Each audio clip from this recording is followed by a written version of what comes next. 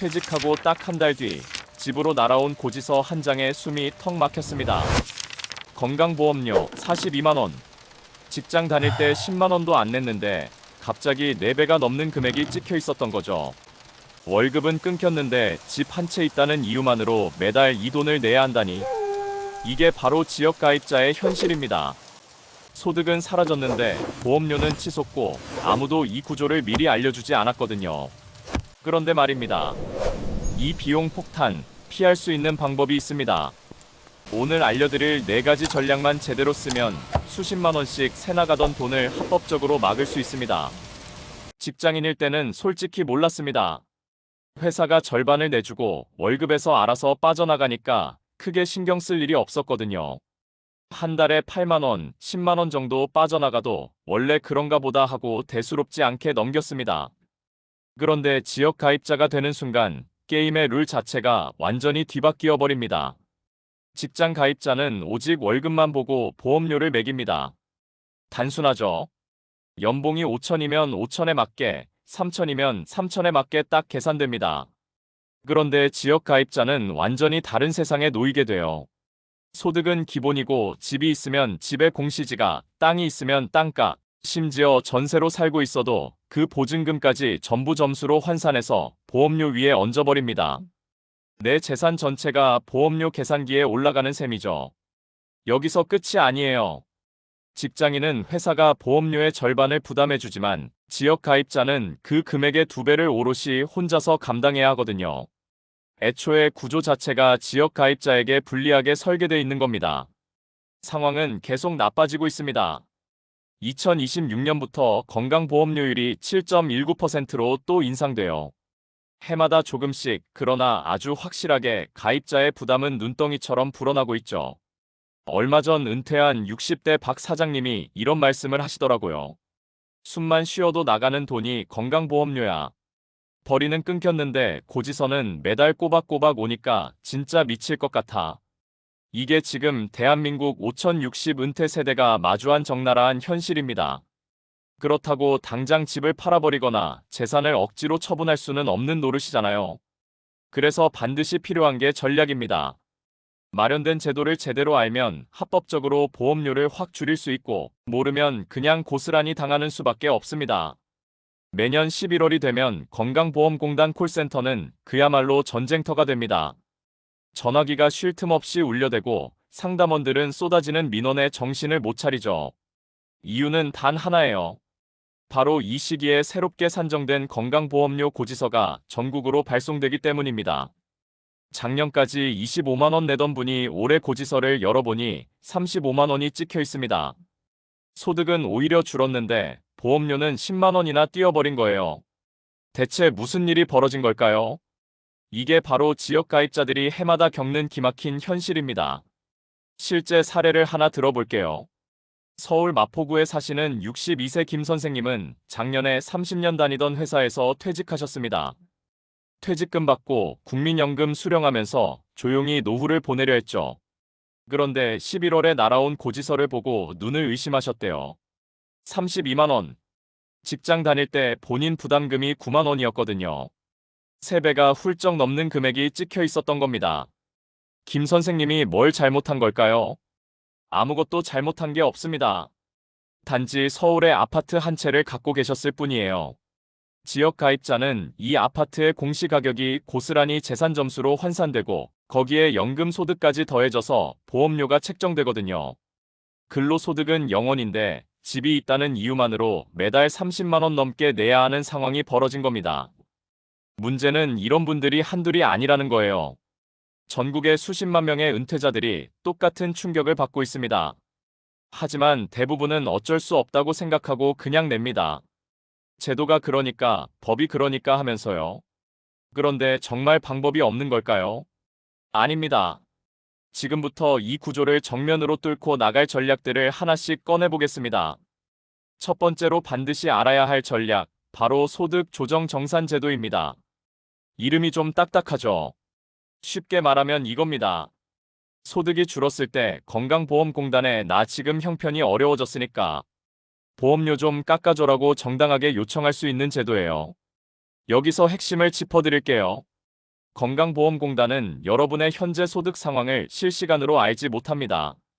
국세청에서 확정된 소득 자료가 공단으로 넘어오는 데에 무려 1년이나 걸리거든요. 그래서 공단은 작년 심하면 재작년 소득을 기준으로 올해 보험료를 매겨버립니다. 지금 당장 수입이 반토막 났는데 잘 나가던 시절 기준으로 보험료를 내야 하는 거죠. 이게 말이 됩니까? 실제 상황을 하나 그려볼게요. 인천에서 작은 인쇄소를 운영하던 54세 이 사장님이 계셨습니다. 코로나 때 매출이 70%나 급감했는데 2022년 고지서에는 여전히 월 28만 원이 찍혀 있었대요. 2019년 매출 기준으로 계산됐기 때문이죠. 이 사장님은 억울해서 공단에 전화했고 상담원이 소득 조정 신청을 안내해줬습니다. 매출 급감 증빙 서류를 제출하니까 다음 달부터 보험료가 12만 원으로 뚝 떨어졌어요. 이 제도는 자영업자만 쓸 수 있는 게 아닙니다. 프리랜서 계약이 해지됐거나 다니던 회사에서 퇴직했거나 하던 사업을 접었거나 이런 상황이라면 누구나 신청할 수 있어요. 게다가 2025년부터는 제도가 확 넓어졌습니다. 예전에는 근로소득이나 사업소득만 해당됐는데 이제는 이자, 배당, 연금 소득이 줄어든 경우에도 조정 신청이 가능해졌거든요. 신청 시점에 따라 소급 적용까지 받을 수 있으니 해당되시는 분들은 꼭 챙기셔야 합니다. 그런데 여기서 중요한 게 있습니다. 소득 조정 신청했다고 해서 완전히 끝난 게 아니에요.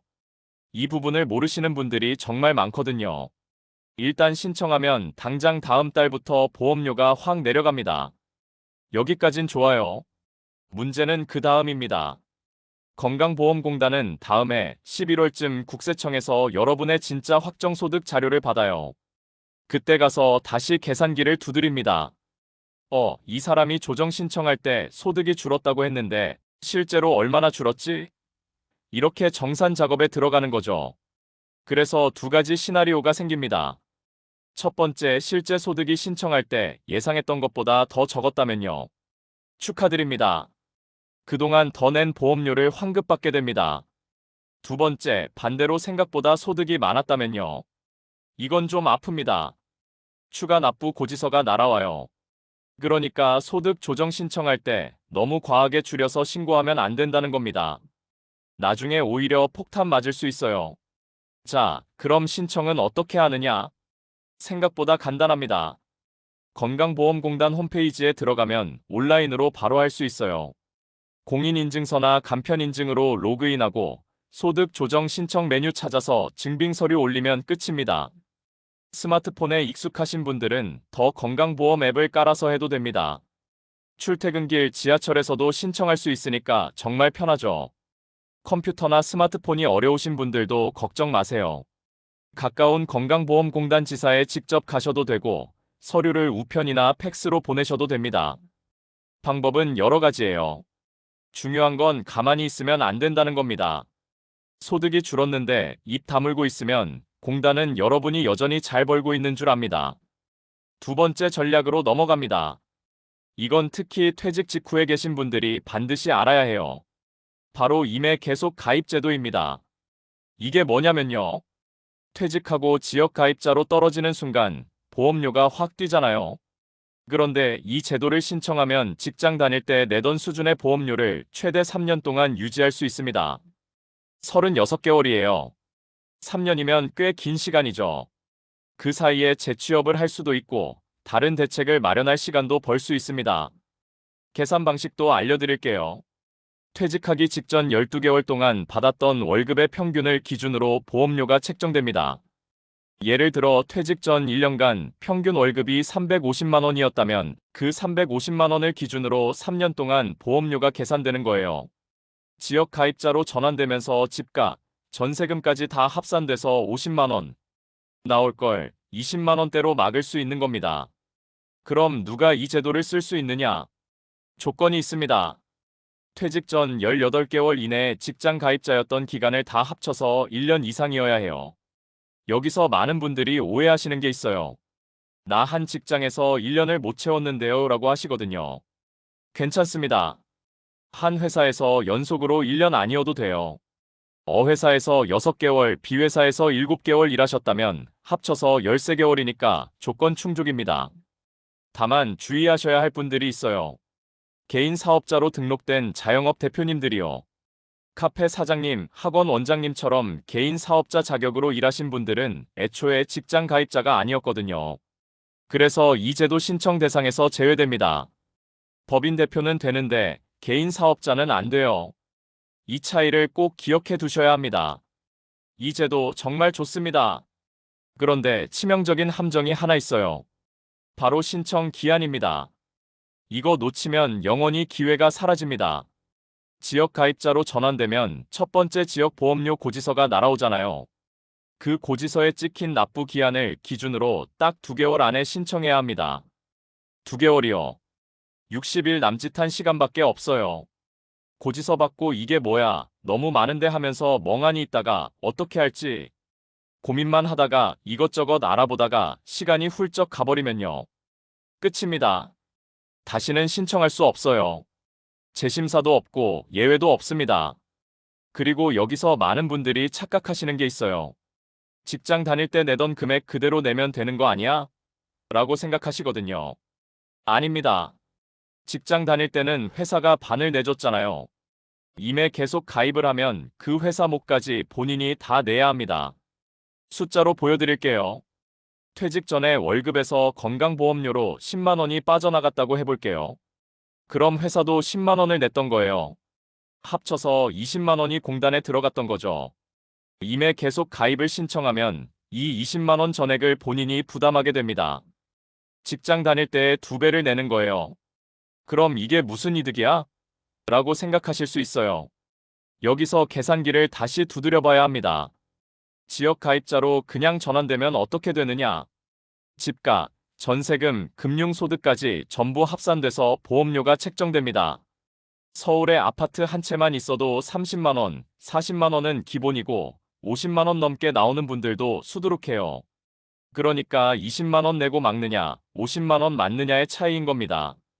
대부분의 경우 임에 계속 가입이 압도적으로 유리합니다. 임에 계속 가입에는 숨겨진 혜택이 하나 더 있습니다.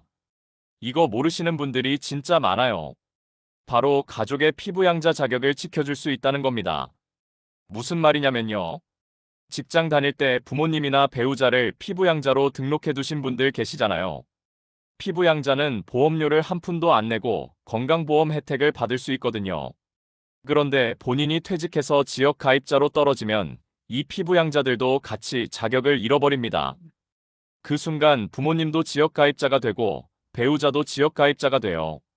각자 따로 보험료 고지서가 날아오는 거죠. 경기도 수원에 사시는 58세 정 과장님 이야기를 해드릴게요. 정 과장님은 작년에 명예퇴직을 하셨는데 80대 어머니를 피부양자로 모시고 계셨거든요.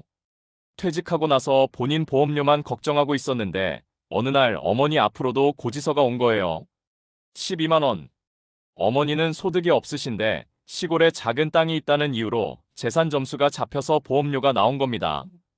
정 과장님, 그때 임해 계속 가입 제도를 알았더라면 이 상황을 막을 수 있었어요.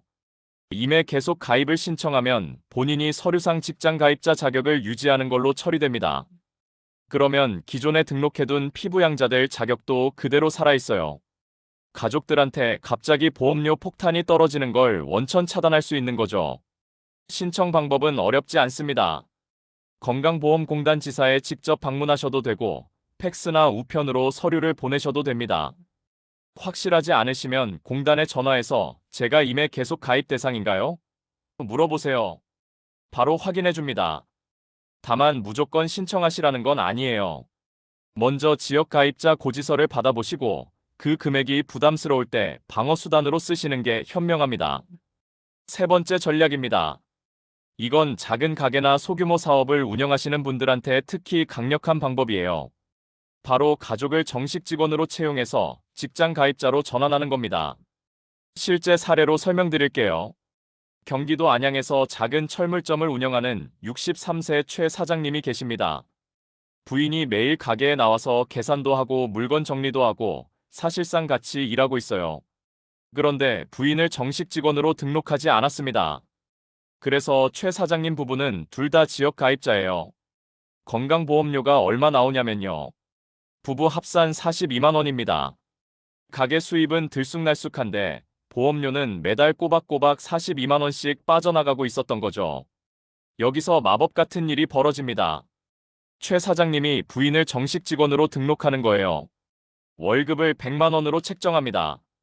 그러면 2026년 요율 기준으로 건강보험료와 장기요양보험료를 합쳐서 약 8만 1천 원이 발생해요. 직장 가입자니까 직원과 사업주가 반반 부담하죠. 직원인 부인이 4만 원쯤, 사장인 최 사장님이 4만 원쯤, 합쳐서 8만 원대면 끝입니다. 42만 원 내던 게 8만 원이 됐어요. 매달 34만 원을 아끼는 겁니다. 1년이면 400만 원이 넘어요. 그런데 진짜 핵심은 따로 있습니다. 사업장에 직원이 딱 한 명이라도 정식 고용되는 순간 그 사업장 자체가 직장 가입자 사업장으로 바뀝니다. 그러면 사장인 최 사장님도 자동으로 직장 가입자가 돼요. 직장 가입자가 되면 아무리 재산이 많아도 재산 점수가 0점입니다. 오직 소득만 보고 보험료를 매기거든요. 집이 있든 땅이 있든 전세금이 있든 전부 계산해서 빠지는 겁니다. 그런데 여기서 절대 넘어가면 안 되는 게 있습니다. 이 방법, 서류만 꾸며서는 안 돼요. 진짜 일을 시켜야 합니다. 건강보험공단이나 국세청에서 조사 나오면 실제 근로사실이 있는지 꼼꼼하게 들여다보거든요. 가족을 직원으로 등록하려면 반드시 갖춰야 할 것들이 있습니다. 첫째, 근로계약서를 정식으로 작성해야 해요. 근무 시간, 업무 내용, 급여 조건 다 명시해야 합니다. 둘째, 급여는 무조건 통장으로 이체하세요. 현금으로 주면 증빙이 안 됩니다. 셋째, 급여 대장이랑 출퇴근 기록을 꼼꼼하게 남겨두셔야 해요. 이 세 가지가 없으면 나중에 이거 위장 고용 아니야? 라는 의심을 받게 됩니다. 급여 설정할 때 주의할 점도 있어요. 월급을 100만 원으로 정했다고 해볼게요. 2026년 최저임금이 시급 1만 320원입니다. 만약 풀타임으로 하루 8시간, 주 5일 일하는 걸로 신고하면 최저임금에 한참 못 미쳐서 법 위반이 되거든요. 그래서 파트타임으로 근무 시간을 조정해야 합니다. 월 100만 원이면 대략 주 20시간 정도로 맞추면 최저임금 기준을 충족해요. 이런 세부 사항을 놓치시면 안 됩니다. 그리고 비용 계산을 정확히 하셔야 해요. 직원을 고용하면 건강보험만 내는 게 아니거든요. 국민연금, 고용보험, 산재보험까지 4대 보험이 전부 붙습니다. 그래서 지역 가입자일 때 내던 건강보험료하고 직장 가입자로 전환했을 때 발생하는 4대 보험 총비용을 반드시 비교해 보셔야 해요.